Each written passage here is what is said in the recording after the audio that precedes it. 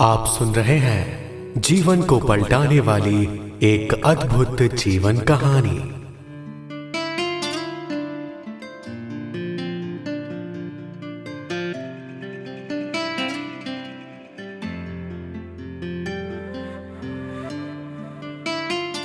भाग 26।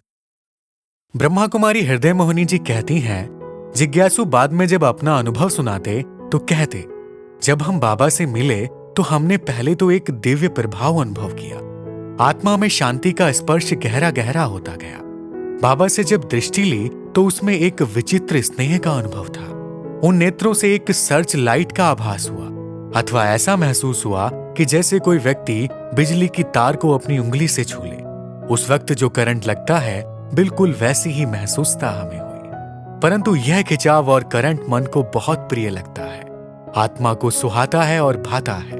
आत्मा स्वयं में एक शक्ति का संचार तथा स्वयं पर प्रकाश का एक फवारा महसूस करती है।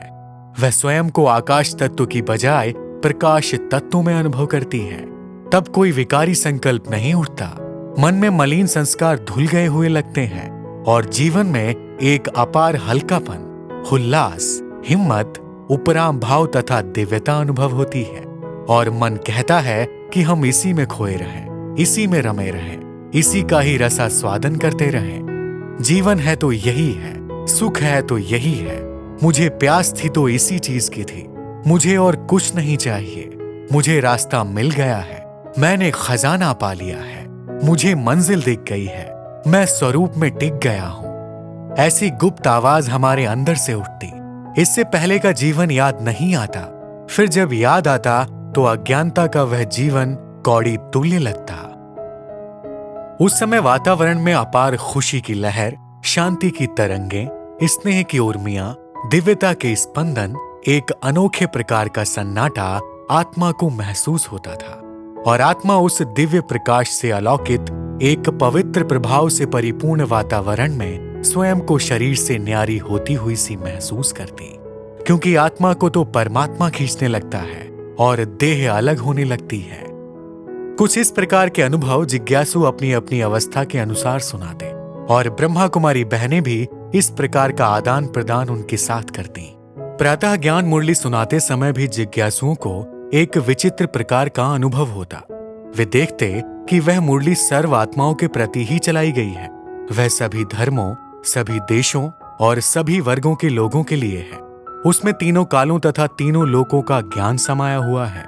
उसे सुनाने वाला साधुओं, महात्माओं, जगत गुरुओं, ऋषियों, मुनियों, देश के राष्ट्रपति तथा राजनैतिक नेताओं और राजा महाराजाओं आदि आदि से भी उच्च अधिकार के स्वर से बोलता है और ऐसे बोलता है जैसे परमधाम से आया हो।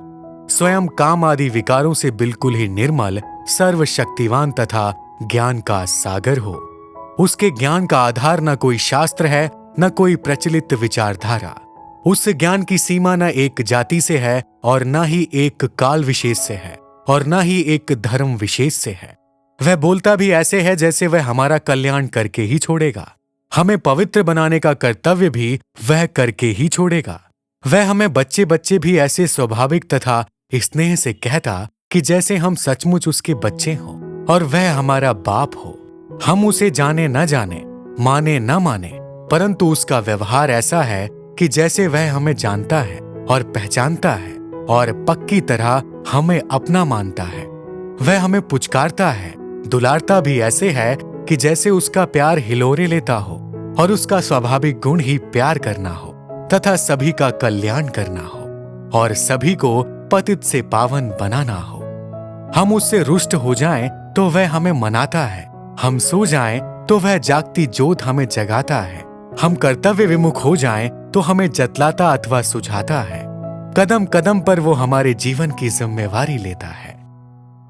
वे बाबा के पास बैठकर बाबा को अपने किए कर्मों का चिट्ठा बताते, तो भी बाबा की दृष्टि उनके लिए घृणा की दृष्टि न बनती, बल्कि उनके लिए उन संस्कारों से निकलने का ही वे सदा पुरुषार्थ कराते। उनका प्यार पहले की तरह बना रहता।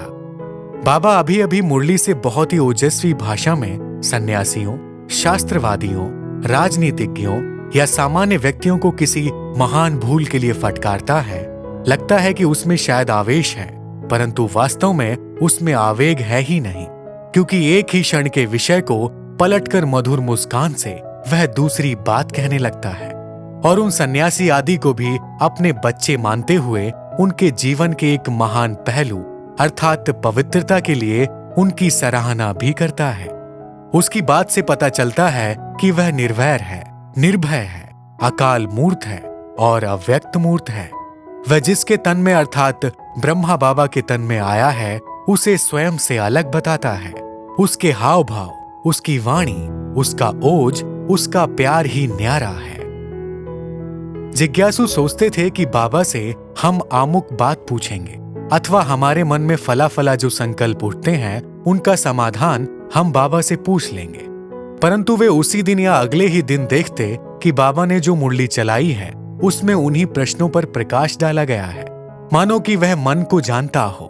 वे अपने मन में सोचते कि यदि हमारा योग सच्चा है तो शिव बाबा हमें विशेष प्यार करेंगे, हमें दुलारेंगे, और वे देखते कि उनके मन की बात का उत्तर उन्हें बाबा के व्यवहार से मिलता। ब्रह्मा बाबा कहते, मैं अंतर्यामी नहीं हूं, परंतु बच्चे जो संकल्प करते हैं वे शिव बाबा के पास पहुंचते हैं और वे मेरे तन में आकर यदि उचित समझते हैं तो मुरली में उस विषय पर समझा जाते हैं। इस प्रकार एक निस्वार्थ और अलौकिक प्यार, एक दिव्य प्रभाव, एक विचित्र आकर्षण तथा वातावरण में शांति, पवित्रता और आनंद की लहरों को अनुभव करके और मुरली में विशेषताओं की ओर ध्यान देकर बहुत से जिज्ञासुओं को प्रैक्टिकल रीति से यह निश्चय हो जाता कि शिव बाबा ब्रह्मा बाबा के तन में आकर पढ़ाते हैं। ब्रह्मा कुमारी कुंज जी, जो कि पटना में ईश्वरीय ज्ञान और योग की शिक्षा देती थीं, उन्होंने लिखा है, जिज्ञासु इतने दिन यज्ञ में रहते थे, उनकी मनोस्थिति संसार से न्यारी और प्यारी हो जाती थी। उन्हें न दिन याद रहता और न तारीख, मानो वे काल की परिधि से ऊपर उठ गया हुआ महसूस करते हो। उन्हें ऐसा लगता कि जैसे वे आज ही तो यज्ञ में आए हैं, परंतु उन्हें यह भी अनुभव होता था कि वे तो पहले से ही इस दैवी परिवार के अथवा बाबा के हैं। जब पहली बार वे बाबा से मिलते तब बाबा उनसे पूछते, बच्चे, क्या आप बाबा से पहले भी कभी मिले हो? जिज्ञासु उत्तर देते, हाँ बाबा, 5000 वर्ष पहले भी आपसे मिले हैं। बाबा कहते, क्या यह पक्का निश्चय है कि यहीं पर इसी स्थान पर आज ही के दिन हूबहू ऐसे ही मिले थे? भला कितनी बार बाबा से पहले मिल चुके हो? जिज्ञासु कहते, बाबा, हमें पूरा निश्चय है कि हम आपके बिछड़े हुए बच्चे कल्प कल्प आपसे हूबहू इसी तरह से मिलते रहे हैं। बाबा, ज्ञान के आधार पर हम जानते हैं कि हम अनगिनत बार आपसे मिल चुके हैं। बाबा कहते, अच्छा, यह तो बताओ कि आपके कितने बच्चे हैं? जिज्ञासुओं के जितने बच्चे होते वो बता देते। फिर बाबा कहते, क्या शिव बाबा को भुला दिया है? क्या परमात्मा को अपना वारिस नहीं बनाया है? जब तक उसको वारिस नहीं बनाओगे तब तक उससे वर्षा कैसे लोगे? बाबा की ये बातें सुनकर सभी हंस पड़ते। जिज्ञासुओं का अपने दैहिक बच्चों से मोह निकालकर परमपिता शिव की ओर मन को लगाने की बाबा की ये रमणीक युक्तियां थीं। फिर बाबा पूछते, क्या आप कभी रोएंगे तो नहीं? जिज्ञासु बोलते, नहीं बाबा, हम कभी नहीं रोएंगे। मुस्कुराकर बाबा कहते, सच कहते हो? क्या पति मरे या पत्नी मरे, बच्चा मरे या कुछ भी हो जाए, कभी नहीं रोएंगे? वे कहते, नहीं बाबा, अब हम कभी नहीं रोएंगे। बाबा कहते, यह बच्चा तो सचमुच देही अभिमानी और नष्टो मोहा है। हाँ बच्चे, जब तुम्हें शिव बाबा मिल गया है तो रोने की तो कोई बात ही नहीं रह जाती। रोती तो विधवा है, तुम आत्मा को तो अविनाशी पति परमात्मा मिला है। इस प्रकार बाबा भिन्न भिन्न रीति से जिज्ञासुओं को आत्माभिमानी यानी देही निश्चय बनाते रहते। वे उनसे कुछ और भी प्रश्न पूछते। वो प्रश्न कौन से हैं, यह अगले भाग में सुनिए। धन्यवाद।